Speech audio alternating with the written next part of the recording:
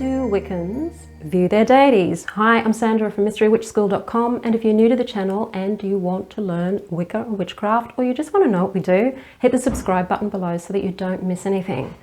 This video is about how Wiccans view their deities. And when I'm talking about deities, I'm talking about the god and the goddess.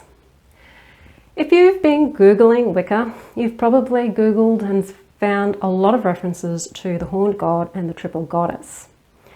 And a lot of people who study Wicca from outside of Wicca, so they're not Wiccans, they're academics and people who are interested in Wicca but not necessarily practitioners, will often refer to Wicca being a duotheistic religion because they see all this stuff going on about the god and the goddess. So they just go, okay, they've got two deities, which isn't really true.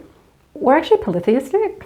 We work with multiple deities, more than the god and goddess in the sense that I think a lot of people think of the god and goddess. So for example, we say in Wicca, all gods are one god and all goddesses are one goddess.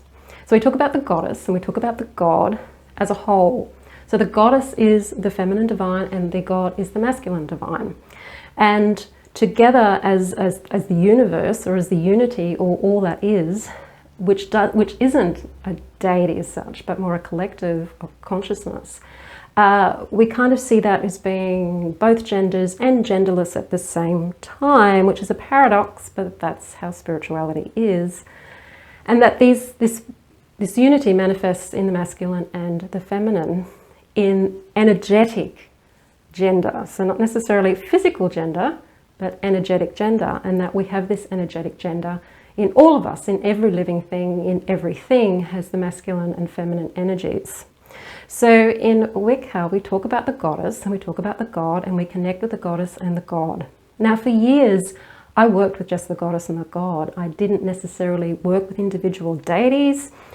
We did in the coven that I was in, but I didn't necessarily work with individual deities my own, because I came from a Christian background, a Catholic background, and I understood the more of a monotheistic understanding and so I had to sort of try and get my head around and experience around the idea of deity expressing itself, or consciousness expressing itself in many ways. But when I did start working with various different deities, so various different goddesses, various different gods, I started to get a much more of an understanding of the connection between all of the different deities, and also more of an understanding of the goddess and of the god.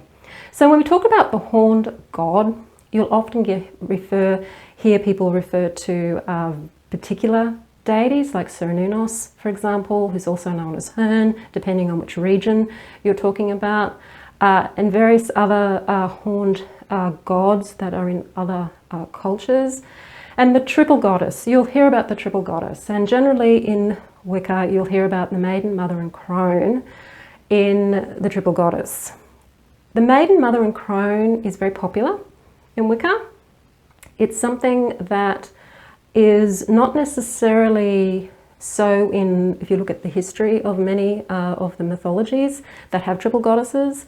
Definitely there are a lot of triple goddesses in mythology, but they're not all about a woman's aging cycle or her fertility cycle necessarily. There are other aspects of the feminine divine. So you'll get triple goddesses that have a warrior aspect, a healing aspect, and a death-carrying aspect. So you've got the crone aspect, which is relatively new in regards to language, where you've got the feminine carrying those who are old to the other world, so to speak. You've got the warrior aspect, you've got mother aspect, you've got maiden aspect, but you've also got all of these other aspects to women. We're not just the aging cycle of a maiden, mother and a crone. That's a very oversimplified version of the triple goddess if you look through mythology. So it's not that the maiden, mother and crone isn't relevant to Wicca, it is. I'm just saying that there's more out there than just a maiden, mother and crone. There's more to the goddess than the aging cycle. So when you're connecting to the triple goddess, you're connecting to the triplicities within various aspects of the feminine. And with the masculine, often you're connecting with more of a duality going on there. For example, the Oak and Holly King dueling with each other at the solstices to compete with who's going to be king for the next 6 months of the year. So if you're looking at these themes of 2 in the masculine and 3 in the feminine, which is really interesting. So Wicca is really about, it's polytheistic. We work with more than one deity. So for example, in the Mystery Witch School Academy course, in the second half of the course, people start working with individual deities so that we can build a connection to those deities. So they're not so nebulous, they're not so out there somewhere, or they're not here in the head. They are actually something, a consciousness, someone that we can connect to. Because there are 2 schools of thoughts on deity in paganism in Wicca. One school of thought is the psychological model, where all of these gods and goddesses throughout antiquity are archetypes. So they're psychological archetypes. They exist in our head, in our psychology. That's all they are. And that we can slip in and out of these archetypes depending on who we want to be that day. Oh, am I going to be Athena today? Oh, I'm going to be Aphrodite tonight. That kind of thing, coming from a very psychological frame of reference. The other school of thought is the spirit school of thought, where these deities like Aphrodite and Athena, for example, are actually conscious energy, consciousness, divine consciousness, expressing itself in a particular way. So with the Mystery Witch School Academy, we work with the deities in that more connective spirit way, not in a psychological way, because in my experience, and I'm only just sharing my experience and a lot of other witches' experience, it isn't, these beings don't exist in our head only. Yes, we are part of them, and yes, they can be archetypes, but they're also something more than that. And the only way that you can really understand the god and the goddess and all of the different deities is to actually work with them and experience them.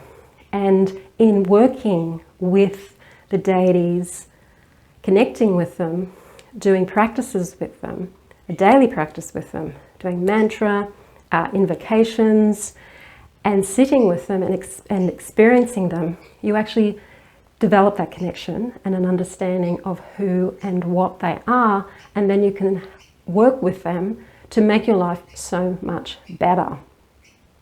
And that's a really important part of spirituality, is working with deity to be able to connect more with the universe, to connect more with ourselves for sure, and to connect more with others at the same time. A lot of people say to me that one of the things they want more than anything when it comes to being attracted to the craft and wanting to learn the craft is they want connection.